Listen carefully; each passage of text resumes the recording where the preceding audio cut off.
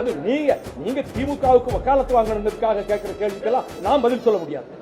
இப்ப ஒரு எம்எல்ஏ கொண்டு போயிருக்காங்களா அவங்க? அது குதிரை பேரமா ஒட்டக பேரமா? குதிரை பேரமா ஒட்டக பேரமா? இப்ப இருக்க ஒரு சில பேர் இந்த வைகோ அவர்களை பத்தி கேள்விப்பட்டிருக்க மாட்டீங்க. இப்போ இதுக்கு முன்னாடி இருந்தவங்க எல்லாம் என்ன பண்ணிருப்பாங்கன்னா வைகோ அவர்களை பத்தி அதிகமா கேள்விப்பட்டுக்கிட்டு இருந்தாங்க. என்னன்னா எப்பவாவது ஒரு நியூஸ்ல வந்துருவாரு, திடீர்னு நடிகை பயணம் ஆரம்பிச்சிருவாரு, ஏதாவது ஒரு விதத்துல வந்துட்டு இருப்பாரு. இப்போ அதுக்கப்புறம் பாத்தீங்கன்னா இப்படி ஒரு கட்சி இருக்குதா அப்படின்னு சொல்லிட்டு கூட இங்க நிறைய பேருக்கு தெரியாம இருந்துச்சு. என்னடா வைகோ என்ன ஆச்சு, ஏன் சைலண்டா இருக்கிறாங்க, அந்த மாதிரிலாம் இருந்துச்சு. அந்த கட்சி முடிஞ்சிருச்சு இப்போ அப்பெல்லாம் சொல்லிட்டு இருந்தாங்க. பட் இப்ப ரீசெண்டா பாத்தீங்கன்னா இந்த எலெக்ஷன் முடிஞ்சு கொஞ்ச நாள்ல அதுக்கப்புறம் பாத்தீங்கன்னா திரும்ப அந்த கட்சிக்கு ஒரு உயிர் கொடுத்த மாதிரி திரும்ப பூத்துருக்குன்னு சொல்லலாம். அதான் மறுமலர்ச்சி திராவிட முன்னேற்ற கழகம் திரும்ப மறுமலர்ச்சி அடைஞ்சிருக்குன்னு சொல்லிட்டு நம்ம சொல்லலாம். இப்போ என்னன்னா இங்க நிறைய பேருக்கு ஒரு கொஸ்டின் வரும், ஒரு சில பேருக்கு தெரியாம இருக்கலாம், அவங்களுக்கு கிளாரிஃபை பண்ணிக்கலாம். என்னன்னா ஷார்ட்டா சொல்லி முடிச்சிடறான். மறுமலர்ச்சி திராவிட முன்னேற்ற கழகம் டிஎம்கேல இருந்து பிரிஞ்சதுன்னு கூட வச்சுக்கலாம். ஏன்னா நம்ம வைகோ அவர்கள் டிஎம்கேல இருந்தவர். அதாவது இந்தி திணிப்புக்கு எதிர்ப்பு தெரிவிச்சு போராட்டத்துல முதல் உரையை அண்ணா முன்னாடி பேசினாரு. அதுக்கப்புறம் தான் அப்படியே டிஎம்கே கூட டிராவல் பண்ணிட்டு இருந்தாரு. அதுக்கப்புறம் ரீசன் உங்களுக்கு தெரிஞ்சிருக்கும், ஈழத்துல போராட்டம் நடந்துட்டு இருக்கு, அதுக்கு ஆதரவா போயிட்டு வந்துட்டாரு. அப்ப கலைஞர் இருந்தாரு, இவர் சொல்லாம கொள்ளாம போயிட்டு அங்க கிட்டத்தட்ட ஒரு 18-20 நாள் கிட்ட இருந்துட்டு அதுக்கப்புறம் ரிட்டர்ன் வந்துட்டாரு. அதுக்காக எதிர்ப்புக்கெல்லாம் தெரிவிச்சுட்டு கலைஞர் அவர்கள் என்ன சொல்லிட்டாருன்னா, எனக்கு என்ன அவங்க கூட சேர்ந்து என்ன கொலை முயற்சி பண்ண பாக்குறாங்க அப்படின்னு சொல்லிட்டு கட்சியை விட்டு நீக்கிட்டாங்க. கட்சியை விட்டு நீக்கும் போது பல பிரச்சனைகள் வந்துச்சு. அவருக்காக ஒரு ஆள் தீக்குளிச்சு கூட இறந்து போனாங்க. இதுல இருந்து என்ன தெரியுது, ஓகே பண்ணதெல்லாம் கரெக்ட் தான்ப்பா அப்படின்னு சொல்லிட்டு உங்களுக்கு கலைஞர் அவர்களே கொலை முயற்சி பண்ண வந்துட்டாரு, அப்படி அப்போ இது கரெக்ட் தானே அப்படின்னு சொல்லிட்டு உங்களுக்கு தோணாலும், பட் இன்னொன்னு இருக்கு. என்ன சொல்றாங்கன்னா, அப்போ ஸ்டாலின் இருக்கிறாரு, கலைஞர் இருக்கிறாரு, இவருக்கு உள்ளுக்குள்ளேயே மிகப்பெரிய அளவுல சப்போர்ட் இருக்குது. யாருக்கு? நம்ம வைகோ அவர்களுக்கு டிஎம்கேலயே அவ்வளவு பெரிய ஆதரவு இருந்துச்சு, மக்கள் மத்தியிலும் பயங்கரமா ஆதரவு இருந்துச்சு. அப்படி இருக்கும்போது இவரை நம்ம வளர விட்டோம்னா நமக்கும் நம்ம குடும்பம் சார்ந்தவங்களும் வளர முடியாது அப்படின்னு சொல்றதுக்காக மெயினா கட்சி விட்டு நீக்கப்பட்டதா சொல்லப்பட்டது. மிகப்பெரிய அவமானங்களும் பட்டாங்க. மிகப்பெரிய அளவுல இவங்களுக்குள்ள ஒரு பிரச்சனையும் வந்திருக்குன்னு நினைச்சுக்கலாம். இப்ப என்ன பண்ணாரு இவர்? என்ன பண்ணாரு? அதுக்கப்புறம் மறுமலர்ச்சி திராவிட முன்னேற்ற கழகம்னு சொல்லி ஒரு கட்சி ஆரம்பிச்சாரு. இப்ப எந்த அளவுக்கு பிஜேபி வந்துடக்கூடாதுன்னு நினைச்சிட்டு இருந்தாரோ அந்த அளவுக்கு பிஜேபிக்கு கூட கூட்டணியும் அவர் வச்சிருந்தாரு. நம்ப முடியல, பட் அவர் வச்சிருந்தாரு. இவர் தான் முதல்ல ஆரம்பிச்சதுன்னே சொல்லலாம்னு வச்சுக்கலாம் கூட்டணிக்குள்ள. பட் இவர் கூட்டணி வச்சிருந்தாரு. அதுக்கப்புறம் காலப்போக்கில் இவர் அங்க மிதிப்பட்டு இங்க மிதிப்பட்டு அதுக்கப்புறம் நேரா டிஎம்கே கூட தஞ்சை அடைஞ்சிட்டாரு. அந்த கட்சியில இருந்தா வேணும்னா பிரிஞ்சு போனார். அந்த கட்சியில பல துயரங்கள் நடந்திருக்கு. இவருக்காக ஒரு ஆள் தீ குளிச்சே போயிருக்காரு. அப்படி இருக்கும்போது அந்த கட்சியில போய் திரும்ப ஜாயின் பண்ணிக்கிட்டாரு. இப்ப என்னன்னா, இப்ப இவர் கட்சியில இருந்தாருனாலே இவர் கட்சியில இருந்தா ஜெயிக்காது அப்படிலாம் சொன்னாங்க. பட் இங்க ஜெயிச்சிருக்கு. இவங்களும் ஒரு சில இடத்துல ஜெயிச்சிருக்காரு. எம்பியா இருந்திருக்காரு. எம்பியா இருந்து நிறைய இது பண்ணியிருக்கிற அங்க நாடாளுமன்றத்தில் அதிகமா பேசியிருக்காரு. நிறைய புக் எழுதியிருக்காரு. கிண்ண சாதனையை படைச்சிருக்காரு தெரியுமா. இவர் கிட்டத்தட்ட 4 மொத்த ஆண்டுகளா 4 வருஷமா இவ்வளவு உள்ள இருந்திருக்காரு மொத்தமா கனெக்ட் பண்ணும்போது. அப்படி இருக்கும்போது இவரை கிட்டத்தட்ட 68,000 பேர் கிட்ட பார்த்துட்டு வர போயிருக்காங்க. அதெல்லாம் கின்னஸ் எல்லாம் கொடுத்துருக்காங்க. கரெக்டா எக்ஸாக்டான எனக்கு அது தெரியல, எத்தனை பேருன்னு தெரியல. பட் அவருக்கு கின்னஸ் இதெல்லாம் கொடுத்துருக்காங்க. இந்த மாதிரிலாம் நிறைய பண்ணாங்க. அதுக்கப்புறம் பாத்தீங்கன்னா விஜயகாந்த் அவர்களோட கூட்டணி வச்சிருந்தாங்க. மக்கள் நல கூட்டணின்னு வச்சு விஜயகாந்த் அவர்களை மொத்தமா முடிச்சு விட்டாங்க. அதுல இவருக்கு மிகப்பெரிய அளவுல முக்கிய பங்காற்றிருக்கு. அதுக்கப்புறம் எந்த கட்சி இவரை விரட்டி அடிச்சதோ அந்த கட்சியில சேர்ந்துட்டு அண்ணன் தம்பி பாசம் போராட்டம் நடத்துறாங்க. யாரு கூட? ஸ்டாலின் அவர்கள் கூடயும் நம்ம வைகோ அவர்களுடைய. இவர் அவரை அண்ணன் சொல்லையும் இவர் தம்பின்னு சொல்லையும் இவங்களுக்குள்ள ஒரு புதிய ஒரு எப்படி சொல்றது பாண்டிங் உருவாகும். அந்த மாதிரி இருந்துச்சு. இத்தனை வருஷம் பயணம். அதுக்கப்புறம் டிஎம்கே கூட பயணம் செஞ்சுட்டு இப்போ டிவிகே அப்படின்னு ஒரு தமிழக வெற்றி கழகத்துக்கு கூட இணைய போவதா அறிவிச்சிருக்காங்க. கண்டிப்பா அங்கதான் இணைய போறாங்க. இன்ன வரைக்கும் கரெக்டான அனௌன்ஸ்மெண்ட் வரல. பட் இணைய போறாங்க அப்படின்னு சொல்லிட்டு தெளிவா தெரிஞ்சிருச்சு. புரியுதா? இணைய போறாங்களா, இணைஞ்சிருவாங்க, அவ்வளவுதான். இப்ப என்னன்னா, இத்தனை வருஷம் இவர் கூட பயணிச்சாங்க. அப்போ இவரை பாத்தீங்களா, இவர் பச்சோந்தி எப்படிலாம் பாத்தீங்களா, அப்பப்போ எங்க பவர் இருக்காங்களோ அங்க போய் ஜாயின் பண்ணிப்பாரு அப்பெல்லாம் சொல்லிட்டு இருக்கிறாங்க.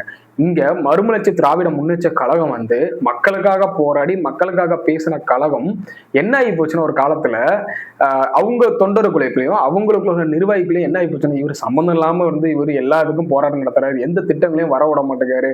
அது மட்டும் இல்ல, இவர் எப்படி சொல்றதுன்னா சரியா பேச தெரியலன்னு இவங்களுக்குள்ள ஒரு இது நடக்க ஆரம்பிச்சிருச்சு. அதில் நிறைய பேர் வெளியும் போக ஆரம்பிச்சிட்டாங்க. அதுக்கப்புறம் என்ன ஆச்சுன்னா, இதுவும் ஒரு குடும்ப கட்சி மாதிரி மாறிட்டு இருக்குது. இங்க பையனும் அப்பாவும் மட்டுமே இருந்து கட்சியை நடத்தணும்னு பாக்குறாங்க. மக்களுக்காக உழைக்க வேண்டிய கட்சி வந்து தான் குடும்பத்துக்காக உழைக்கிற கட்சி மாதிரி இது மாறிடுச்சு அப்படிலாம் சொன்னாங்க. அதுக்கப்புறம் இவங்க பையனும் அப்பாவுக்கும் ஒரு பிரச்சனை எல்லாம் வந்துச்சுன்னு வச்சுக்கலாம். இப்பவும் கூட்டணி சேர முடியல, டிவிக்கு கூட கூட்டணி ஜாயின் பண்ண போறாங்கன்னு சொன்னா பையனுக்கும் அப்பாவுக்கும் ஆக மாட்டேங்குது அப்படிலாம் வந்து பேசிட்டு இருக்கிறாங்க. பட் இங்க டிவிகே கூட ஜாயின் பண்ண போறாங்க. இதனால என்ன சொல்லிட்டு இருக்கிறாங்கன்னா, டிவிகேக்கு பீட பிடிச்சிருச்சு அப்படின்னு சொல்லிட்டு இருக்கிறாங்க. இப்ப இது கரெக்டா தப்பா அப்படின்னு கேட்டீங்கன்னா, இவரோட பாஸ்ட் ஹிஸ்டரி பயங்கரமா இருக்குது, இன்னும் இருக்குது. நான் இதெல்லாம் சொன்னது வந்து சின்ன டச் அப் பண்ணிட்டு போயிருக்கேன். பட் ஃபுல் ஹிஸ்டரி இவரோட வரலாறு தெரியணும்னா கீழே கம்யூனிஸ்ட்ல வைகோ வரலாறு அப்படின்னு போடுங்க, நம்ம ஃபுல்லா எடுத்து பேசலாம். டிவிகேல வைகோ அவர்கள் சொன்னது என்ன சொல்லியிருக்காங்கன்னா, விஜய் அவர்கள் வந்து 2 சீட்டு பேரையும் எம்எல்ஏவையும் வந்து ராஜினாமா பண்ண சொன்னாங்க. நான் வந்து கேம்பெயின் பண்றேன், கேம்பெயின் பண்ணி ஜெயிக்க வச்சிடலாம் அப்படின்னு சொல்லிட்டு. பட் இங்க வந்து ஒரு எம்எல்ஏ மட்டும் தான் நம்ம நம்ம வைகோ கூடயும், இன்னொரு எம்எல்ஏ வந்து டிஎம்கே கூடயும் வந்து பயணிக்கிறதா சொல்லிட்டு இருக்கிறாங்க. அப்போ அதுக்கு தான் இவர் கேட்கிறாரு, எது குதிரை பேரம் எது ஒட்டக பேரம்னு சொல்லிட்டு உட்காந்து பேசிட்டு இருக்கிறாரு. பட் என்ன பொறுத்த வரைக்கும் கேட்டீங்கன்னா, வைகோ அவர்கள் வந்து நேரத்துக்கு நேரு மாறக்கூடியவர் தான் சொல்லிட்டு சொல்லலாம். எப்படின்னா, ஏதோ ஒரு வழியில நமக்கு எங்க பவர் இருக்கோ அங்க இருந்துக்கலாம்னு சொல்ற மாதிரியும், தான் பையனுக்கு ஏதாவது ஒண்ணு கிடைச்சா போதும்னு சொல்ற மாதிரி தான் எனக்கு இருக்கிற மாதிரி எனக்கு தோணுது. பட் இப்ப விஜய்க்கு வேற வழி கிடையாது. ஏன்னா அவருக்கு வந்து இங்க தன்னோட கூட்டணியை பலப்படுத்தணும் அப்படின்னு ஒண்ணு இருக்குது. பட் ஒரு வேலை வந்து ஒரு 2 வருஷத்துல வந்து ஆட்சி கவுளுது அப்படின்னு சொல்லும் போதுல இவரோட கூட்டணியில அவ்வளவு கட்சிகளும் சேரும் போது எந்த அளவுக்கு தொகுதி பங்கீடு இருக்கும், இதனால என்ன இம்பாக்ட் ஆகும்னு சொல்லிட்டு ஒரு கொஸ்டின் மார்க் இருக்குது. ஏற்கனவே காங்கிரஸ் உள்ள கூட்டணே இங்க பயங்கரமான ஒரு எதிர்ப்புகள் நிறைய கிளம்பி இருக்கு. ஏன்னா மக்கள் மத்தியில வந்து காங்கிரஸ்னு ஒரு கட்சி காமராஜருக்கு அப்புறமே முடிஞ்சிருச்சு, அந்த இதை முடிச்சு விட்டாங்க. அதுக்கப்புறம் அங்க போறதுனால இந்த காங்கிரஸ் என்னெல்லாம் பண்ணிச்சுன்னு இந்த மக்கள் அறிஞ்சது. அதனால வந்து இந்த காங்கிரஸ் மேல அவ்வளவு கோபத்துல இருக்கிறாங்க. டிஎம்கேக்கு இது ஒரு நல்வாய்ப்பு தான், காங்கிரஸ் வெளியே போனது ஒரு நல்வாய்ப்பா இருந்தாலும். பட் இங்க டிவிகேல இருக்க மூச்சுல ஒரு கரெக்டான வே மாதிரியே தெரியல எனக்கு. என்ன பொறுத்த வரைக்கும் கேட்டீங்கன்னா, கூட்டணி வந்து அந்த பலமா இல்லாத மாதிரி தான் எனக்கு தோணுது. என்ன ரீசன் பார்த்தீங்கன்னா, இந்த காங்கிரஸ் எப்பவும் நம்ப முடியாது. இங்க வந்து நம்ம ஃபயர் விடுறோம், நம்ம ஆதரவா பேசுறோம், அதெல்லாம் கரெக்ட் தான். பட் இவங்க தொகுதி பங்கீடு முச்சில எத்தனை தொகுதி கேட்பாங்கன்னு தெரியாது. ஆல்ரெடி நீங்க ஐயூஎம்எல் இருக்கிறாங்க, என்ன விசிக்க மட்டும் தான் அறிவிக்கல. கம்யூனிஸ்ட் கட்சிகள்லாம் நீங்க பாத்தீங்கன்னா கண்டிப்பா இந்த கூட்டணியில தான் டிராவல் பண்றாங்கன்னா வாய்ப்புகள் ரொம்ப இருக்குது. ஏன்னா இவங்களுக்குள்ள அடிக்கடி ரொம்ப பேசிட்டாங்க.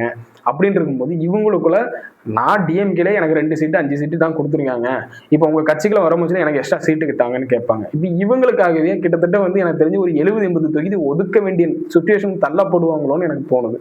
இப்போ இந்த வைகோ உள்ள வர்றோம்னா எனக்கு ஒரு 5 சீட்டு தாங்கன்னு கேட்பாரு அடுத்தது. இனிமே அதுக்கப்புறம் நம்ம விசிக்கு வந்து 15 சீட்டு கேட்பாங்க. நம்ம இப்படி கொஞ்சம் கொஞ்சமா அப்படி இன்க்ரீஸ் ஆகும்போதுல இவங்களோட அந்த ஒரு இது வந்து குறையறதுக்கான வாய்ப்புகள் இருக்குது. அதை எப்படி ஹேண்டில் பண்ண போறாங்கன்னு தான் பார்க்கணும். பட் இங்க என்ன பண்றோம், விஜய் அவர்களோட மூவ் என்னவா இருக்குன்னா, எப்படியாவது நம்ம 5 வருஷம் நம்ம இங்க ஆட்சி பண்ணணும், 5 வருஷம் நம்ம ஆட்சி பண்ணணும் அப்படின்னா நம்ம ஏதாவது ஒரு வழியில ஆட்சி பண்ணி தான் ஆகணும். அதனாலதான் இந்த மாதிரி ரிசைன் அங்கங்க நடந்திருக்கும். பாத்தீங்கன்னா அத்தனை பேர் இங்க இணைறாங்க. ஏன்னா இதுக்கப்புறம் வந்து டிஎம்கே ஒரு ஆப்ஷனே இல்லைன்னு ஆகிருச்சு. அவங்களுக்கு தெரிஞ்சிருச்சு டிஎம்கே வந்து பலவீனம் ஆயிட்டு இருக்குன்ட்டு. அப்படி இருக்கும்போது அடுத்தது என்ன, எங்க வரணும், ஜெயிக்கிற இடத்துக்கு தான் வர முடியும். அதனால டிவிக்கு தான் ஆப்ஷன். புரியுதா? டிஎம்கே கொலாப்ஸ் ஆயிருச்சு. தமிழ்நாட்டுல கூட்டணி இல்லாம ஜெயிக்கிறது வாய்ப்பே கிடையாது. இப்பவும் பாத்தீங்கன்னா 108 சீட்டு வின் பண்ணிருக்காரு. பட் கூட்டணியில தான் இங்க ஆட்சி நடக்குது, கூட்டணியோட அதிகாரத்துல ஆட்சி நடக்குதுன்னு சொல்லலாம். என்னன்னா அதிகாரம்னா கூட்டணி அதிகாரம் இல்ல, அவங்களுக்கு ஒரு அமைச்சர் போஸ்ட் கொடுத்து ஒரு ஆட்சி நடக்குது. அப்படின்னு இருக்கும்போது இதுவே மிகப்பெரிய எப்படி சொல்ல வரலாறுன்னு சொல்லலாம். ஏன்னா யாரும் கொடுத்தது இல்லை. டிஎம்கே எல்லாம் வந்து அதெல்லாம் தமிழ்நாட்டுல சாத்தியமே இல்லைன்னு சொல்லிட்டு பேசிட்டு இருந்தாங்க. இங்க ஒருத்தர் சாத்தியப்படுத்தி இருக்காரு அப்படின்னு சொல்லும் போச்சு அதெல்லாம் பெருமைங்க, அதெல்லாம் பெருமை. இதெல்லாம் டிஎம்கே பண்ணவே இல்லை. அப்படின்ற போது அவங்க பண்ணிருக்காங்கன்னா அதை பாராட்டவே செய்யுங்க. சோஃபாக்கு போயிட்டான், அதுக்கு போயிட்டான், இதுக்கு போயிட்டான் பேசுறதுல ஒரு கேவலமான அரசியலா இருக்குது. நீங்க கொடுக்கல, ஒரு ஆள் கொடுத்துருக்காரு, அப்ப இது பாராட்டணும். முக்கியமா பார்த்தீங்கன்னா பிசிகேக்கு அது கொடுத்துருக்காங்க. பட் நம்ம திருமாவளவன் என்ன பண்ணிட்டு இருக்காருன்னா, இங்க ஒரு பேச்சு பேசுறாரு, அங்க ஒரு பேச்சு, 2 சைடு துண்டை போட்டு வைப்போம், ஏதாவது ஒண்ணு கிடைச்சிச்சுன்னா தூக்கிக்கலாம் அப்படின்னு மாதிரி. புரியுதா உங்களுக்கு? இப்ப டிவிக்கு ஆச்சு கலைஞர் ஐயா டிவிக்கு ஆச்சு வேண்டான்னு சொல்லிட்டாங்கன்னா அப்ப டிஎம்கே போட்டு போயிடலாம். டிஎம்கே மொத்தமா மூழ்கிடுச்சுன்னா அதுக்கப்புறம் இங்க நம்ம இங்க வந்துடலாம் அப்படின்னு சொல்லிட்டு 2 சைடு துண்டை போட்டு வைக்கிறதெல்லாம் கேவலமா இருக்குது. அதனால இங்க மக்கள் தான் அறிஞ்சு தெரிஞ்சு இருந்துக்கணுமே தவிர இங்க யாரு கூட்டணி சேர்ற யாரு கூட்டணி சேரலன்னு சொல்றதெல்லாம் நமக்கு ஒண்ணும் இங்க நடக்க போறது இல்லை. பட் இங்க விஜய் அவர்களுக்கு கூட்டணி எந்த அளவுக்கு உள்ள நீங்க இழுத்துக்கிறீங்களோ அந்த அளவுக்கு நீங்க வந்து ஜாக்கிரதையா இருக்கணும். இல்லைன்னா இவங்க எல்லாரும் ஏறி மிதிச்சுட்டு போயிடுவாங்க. அதை எப்படி ஹேண்டில் பண்றாங்கன்னு சொல்லிட்டு நம்ம பொறுத்தவரை தான் பார்க்கணும்.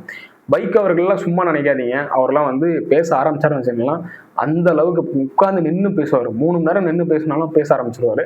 நல்ல மனிதர் தான். பட் காலப்போக்கில் அது குடும்பத்துக்காக மாறினாரா பையனுக்காக மாறினாரா அப்படின்னு சொல்லிட்டு தெரியாது. நீங்க இதை பத்தி என்ன நினைக்கிறீங்கன்னு சொல்லிட்டு கீழே கமெண்ட் செக்ஷன்ல கமெண்ட் பண்ணுங்க. அடுத்த வீடியோல பார்க்கலாம். பாய். அதுக்கு முன்னாடி சப்ஸ்கிரைப் பண்ணிருக்கேன்.